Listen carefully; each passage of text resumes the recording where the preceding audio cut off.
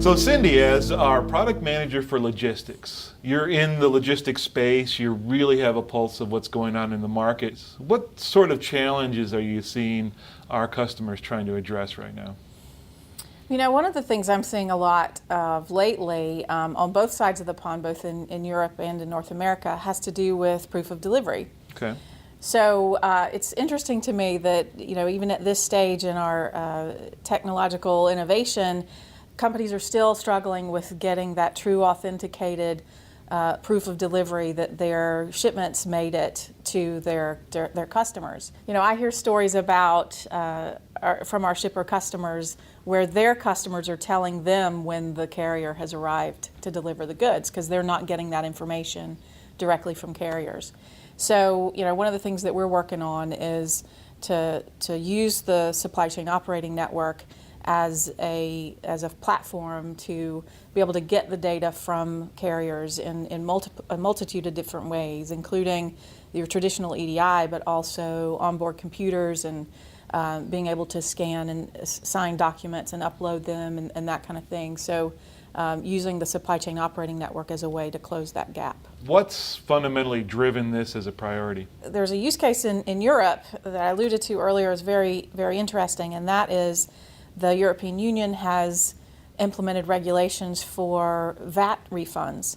So if a shipper is shipping goods outside of their country of origin, then they can get VAT relief for those goods, but only with this regulation if they've proven that the goods have actually been exported. Germany has been the first country to enhance that regulation, and we've got customers looking at our solution to use carrier data and carrier information about the delivery to confirm that those arrivals have actually occurred in the country outside of the origin. But to get this pervasive visibility into delivery, you need to address the long tail. What's different today to allow them to really achieve that critical mass of connectivity across the long tail that we may not have seen before? I think what's really important is that we've been able to reduce the incremental cost of automation.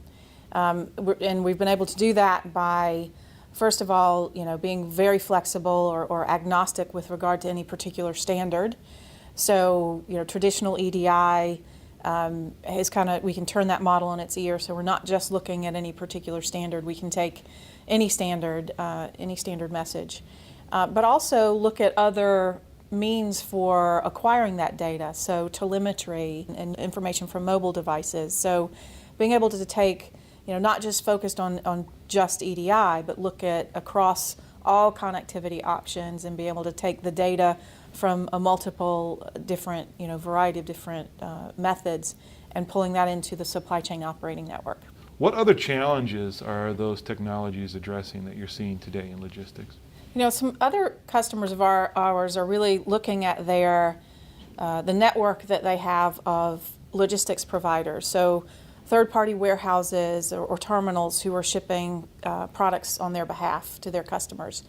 And often these are, they can be quite small operations, so don't have the level of technological sophistication that maybe some of the larger 3PLs would have. And so what's happening is they're still using manual methods to communicate back to the shippers when something is shipped. Well, the delay between them providing that notification and the shipper being able to issue that release of those goods in their system can be, you know, more than a couple of days. And if you can eliminate that delay, that means as a shipper you can invoice your customers faster, which means you can accelerate your cash-to-cash cycle. So, you know, that's another area that we're seeing that, again, the supply chain operating network is a beautiful model for it because it allows you to create a network of all of your partners interacting with the system and providing you the data in an automated, real-time manner and in exactly the way that you need it for your systems. You're talking to our customers are process industry type of customers. What are they telling you when you're engaging them with regards to, boy, if I could only have this, these are some of the specific solutions I'm really looking for that will transform my business? One of the things that we've seen more of lately is companies really wanting to get complete transparency to the visibility of their shipments. So, going away from just looking at solutions that are going to lower their freight costs and to solutions that are going to truly give them the visibility for the end-to-end process. This is especially important for global transportation when shipments go through several different transshipment points and can have delays associated with the handoffs at those points. So, we've really seen an uptick in customers saying, if I could get better control and visibility over these long, protracted supply chains, then I can use that visibility to control, to better manage my inventory. And again, it comes back to that. Now it's an order to cash or cycle, cash to cash cycle advantage, as opposed to simply removing costs from the freight budget.